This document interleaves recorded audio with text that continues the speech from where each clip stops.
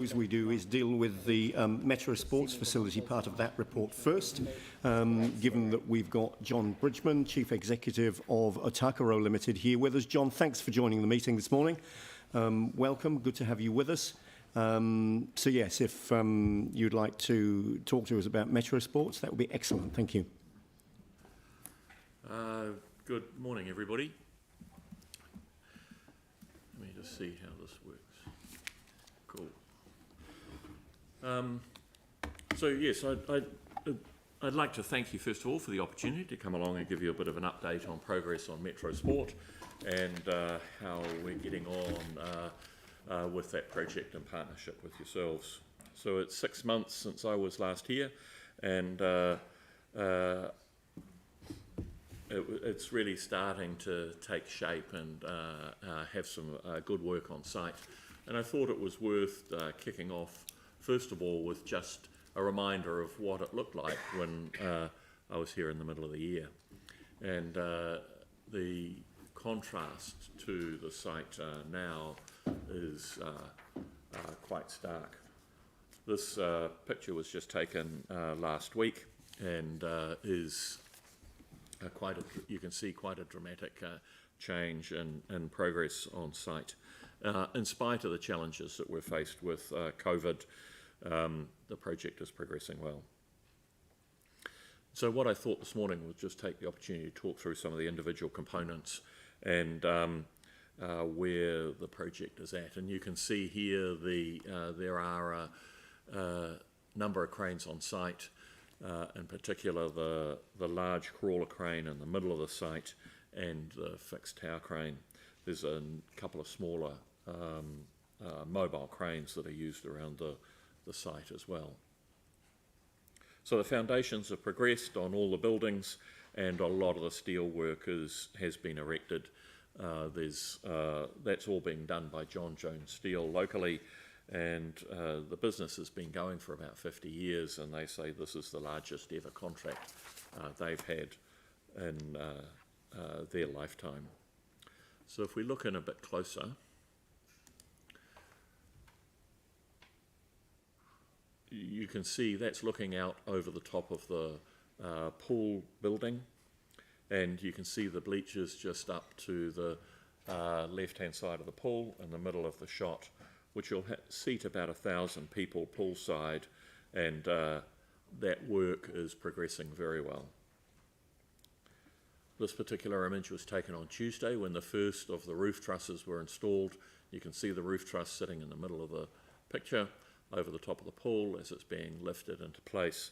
It's a 63-tonne lift requiring 2 cranes to manoeuvre it, and a slightly closer look as you can see the truss just being lowered into position.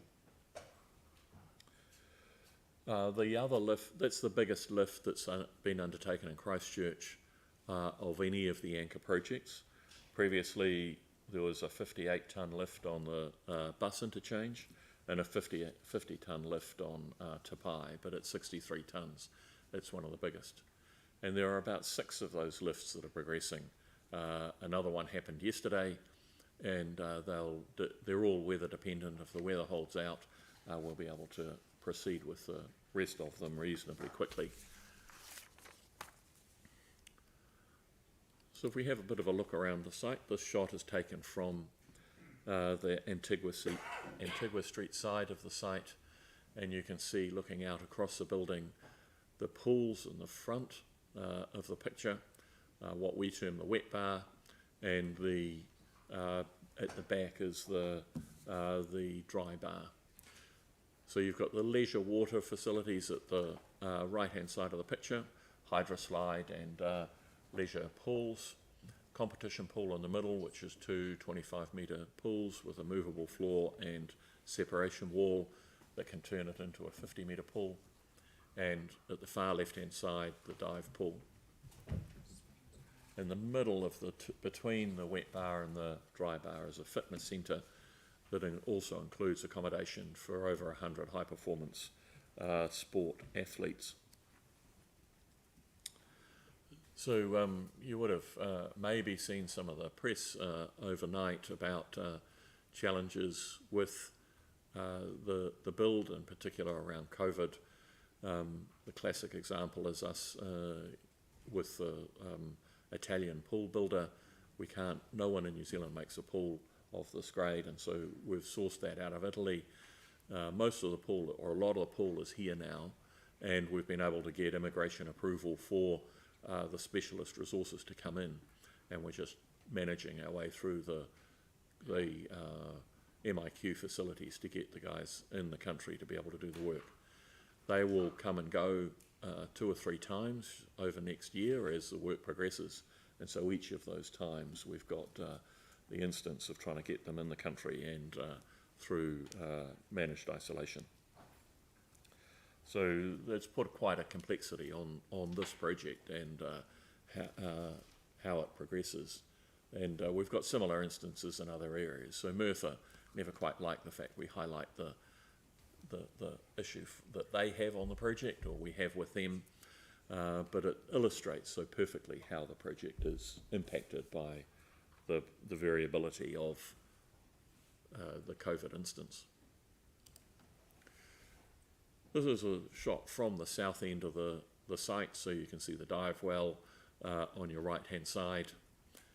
Construction on there the floor is underway. The first layers of the floor is underway now and will be progressing in the weeks ahead.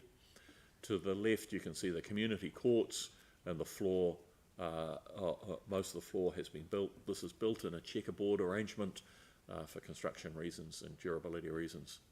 And you can see the south wall erected, and in the weeks ahead other parts of the community court building will be erected around that. Once the crane, which is located in the middle of the job, is able to move after the roof trusses that I talked about earlier have been installed.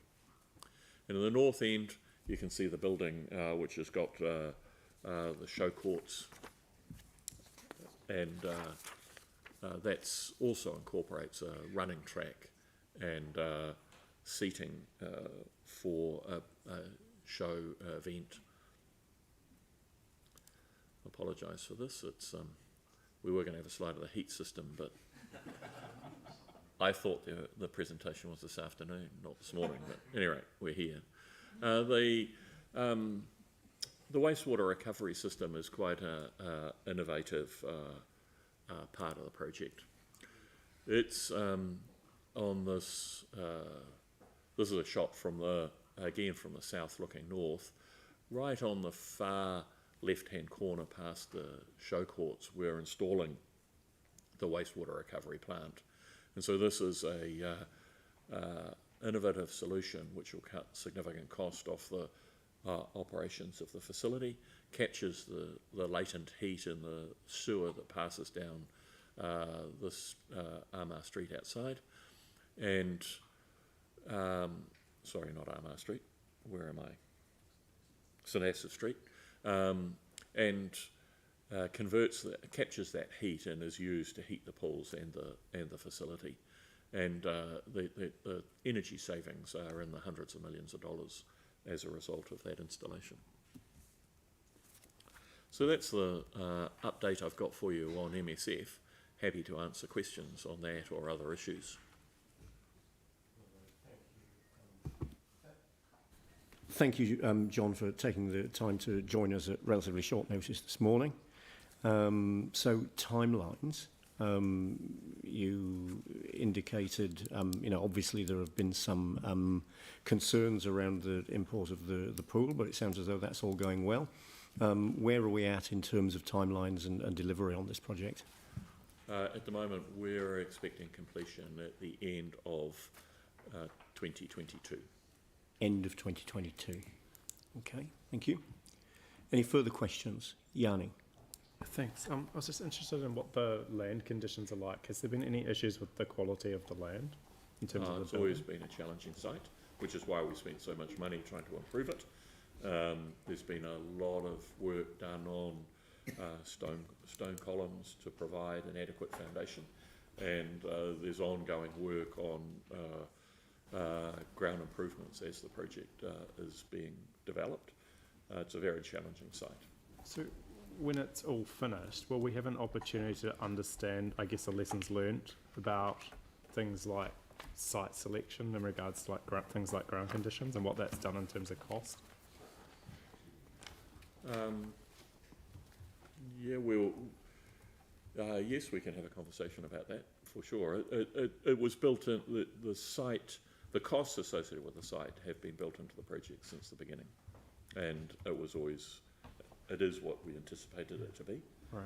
And we've designed the facility to cope with the conditions on that site. I guess it would be good for, like, you know, one of the reasons QE2 we couldn't build back there was we were told because of land conditions, so it would be good just to understand that, I think. Thank you. Aaron and then Pauline. Aaron. Just a quick question and then a comment, if I may, Mr. Chair. Firstly, the question is, the old water supply that was used by the breweries, the old ward breweries and stuff, is that being used for the water supply for the pools and drinking and everything else, do you know? I'm sorry, I don't know. I don't think so. Okay, it's a shame, but that's why the brewery was put there. But Yeah, it'll be good to know, because it's come up a couple of times by members of the public. They're just interested, because they think it's a waste of holy water. And the question, the comment was, we had an update at the Disability Committee recently, and the feedback was overwhelmingly positive from the disability sector on the sensory experience and the entire design of the place. So just, I hadn't seen you since then, so I just wanted to pass that on. Oh, thank you. Overwhelmingly positive. Oh, good. Thank you. Thank you. Pauline. Thanks, Aaron. I'm just interested in the heat recovery from the wastewater system. So I know that you said the savings are in the large hundreds of millions, but what about the... Hundreds of thousands. Sorry. Oh, hundreds of Did I thousands. say hundreds of millions? You did. No, hundreds of thousands. Hundreds of millions, we would all be running We would. heat recovery. So the set-up cost for that, is that a large cost to set that up, that system? Yeah, I don't have the numbers off the top of my head, but it's economic in this instance. In the economic in the long run. I was just interested because we did look at that for the Linwood pool as well, and we discounted that for, I can't remember why. Yeah, or something to do with the distance to the main sewer, I think. All right, so this sewer has the And the advantage of upfront having cost. high volume outside, very consistent temperature. So it's right on the street outside the facility. Yeah. And there's a high demand for heat in the building. It's a Yeah. big building and a lot of water to heat. So it could be scale. So yeah. the scale issue is quite quite All right. important. Great. Thank you. thank you.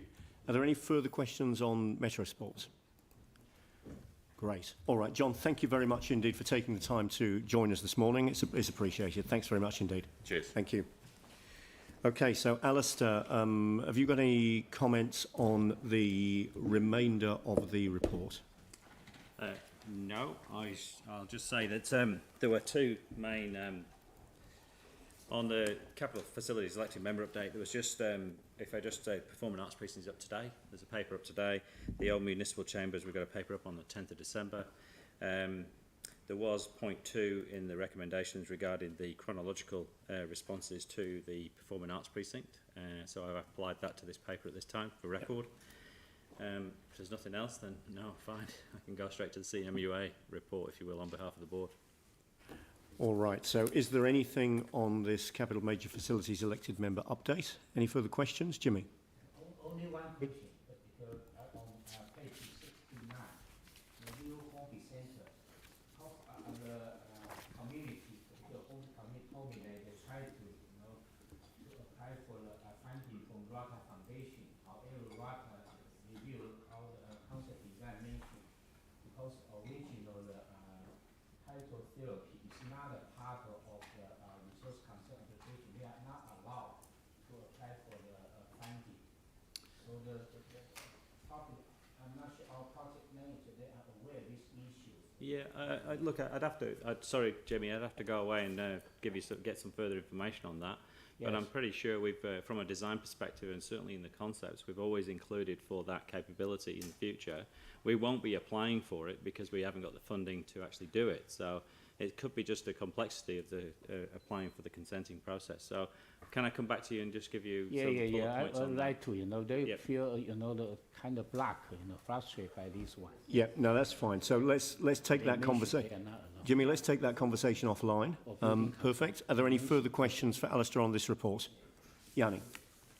Just in regards to the court theatre memo that we've got, the development agreement with the court theatre, is that resolution been passed by the further resolutions? Or I'm just trying to understand when we actually get the development agreement that looks at the, as you said in here, the Are you looking costs. at the actual paper now? Because I haven't got the paper in front No, of this me. is just on attachment 10, page 75, where you've got the resolutions. The negotiation of a development agreement with Court Theatre sorry, yeah. includes detailing the process for completing design, construction of the premises, cost estimates, financial commitment from each party, and possible lease terms. Has that come to us, or That's if what you'll not? be seeing today. Some of that you'll see today as well as part of the concept. But the actual development agreement's been approved. It has, Yes. right. Okay. And again, in the papers that you've received today for the Performing Arts Precinct, it details all of that agreement in the resolutions. Right. Okay. All right, thank you. So in the absence of any further questions, I'm happy to move this item. Pauline will second. Any debate? All those in favour say aye. Aye. Against? That's carried.